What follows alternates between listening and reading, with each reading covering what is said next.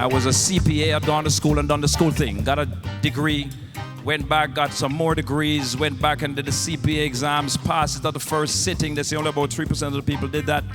Funny thing is, the people who I was going to work for wasn't impressed because the way I was going to get my license was to go take a pay cut. And I worked for a company where they were placing MBAs and CPAs and other high-level financial people like myself, but most of them were older than me. They were 20, 30 years older. They had more education, more experience. They were born in this country, and they were not making it at 55 and 65 years old. So it wasn't very difficult to see that if I continued along the same path, I was going to end up like these people.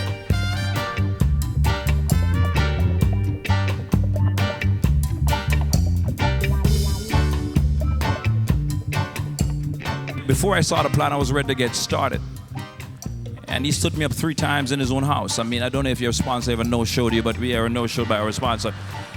But we still found a way to find our way into the business, and we started running hard because we were already in our 40s when we saw this. I'd promised myself I was gonna retire at 40. I was 42. I'd met this lovely lady and gave her a whole bunch of stuff. You know, long pages of promises that I somehow didn't know I was going to fulfill. And when I saw this, I jumped in with both feet. I was out of the box first day, showing the plan upside down. And you don't make anybody in this business, folks. You find them.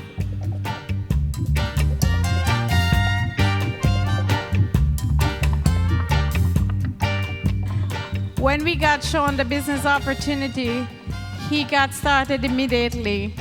And I got in with him immediately because I wanted to support him so his dream could come true. And whatever I needed to do, I did. And I supported him, even though I was working 7 days a week and 12 and 14 hours a day. I never failed to support him. And I never stopped going to all the meetings with him. Never once did I say it was too much for me. I was with him.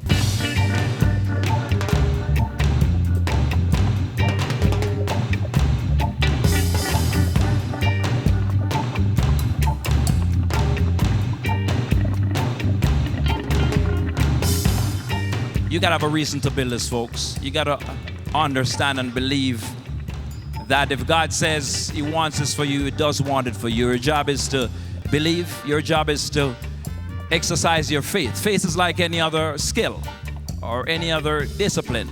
The more you practice it, the better you get with it. The less you practice it, the more you lose it. So we have had faith over the years. We have had lots of faith. When it looked like the business wasn't going up, when the standing orders were coming back, I don't know if any ever had any thing like that. It doesn't grow every week, you know. Some weeks it's coming back at you. People are dropping like flies, but we stuck in there, folks, because we understood that at the end of the day, this was gonna happen. So what you gotta do, you gotta reach beyond your grasp, folks. If you can see it, as my upline always says, it's not gonna happen for you. For most of us, this is our only chance. We look down the road, we do a lot of reading, we look at the financial picture, and it doesn't look good, folks. The baby boomers start turning 62 in 2008. a mere 4 years from now. What do you think is going to happen when 90 million people start to retire? Real estate is going to come down, folks. We kind of feel it. The stock market is going to crash like you've never seen it before. You have no option but to find something that generates a residual cash flow forever. That's the quick start business. We need to make a lot of money, folks. We come from a long line of poor people. You with me? We went to school without shoes. We went to school without proper lunch money. We never had, a lot of stuff growing up, folks. The poverty was real. We slept 7 people in one room. I say that to Americans. They say, you mean 1 bedroom? And I mean 1 room, folks. 4 walls, 2 beds, 3 on 1 bed, 4 on 1 bed. And sometimes you get a little attack from bed bugs and it's not pretty. You with me? But that's where we came from. We have known poverty, folks. We have known deep poverty. Third world poverty is a little different from American poverty. You with me? Here in America, it's whether your TV set is bigger than mine. I got a 35-inch. Yours is only 27-inch. We come from real poverty. And it takes a lot of work to get here. So when we get here, we're not playing with this, folks. When we get here, we're ready to go. We didn't come here for mediocrity. If you ever got to go through one of them INS interviews, and the people from overseas know what I'm talking about, then when you get here, you're not playing around. Because we came here to the land of opportunity, but freedom is not free, folks. You got to fight for your freedom, and we have just begun to fight. See you in Diamond Club.